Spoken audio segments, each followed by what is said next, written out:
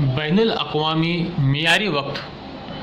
बैनुल अक़वामी मामलात के लिए बरतानिया के ग्रीनविच के मकामी वक्त GMT यानी ग्रीनविच मीन टाइम को बैनुल अक़वामी मियारी वक्त तस्लीम किया गया है। दिगर ममालिक के मियारी वक्त में फ़र्क को ग्रीनविच वक्त के हवाले से बयान किया जाता है। भारत का मियारी वक्त ग्रीनविच वक्त से 5 घंटे 30 मिनट आगे है। ग्रीनविच में अगर शाम के 5 बजे हो तो भारत में रात के 10:30 बजे होते हैं।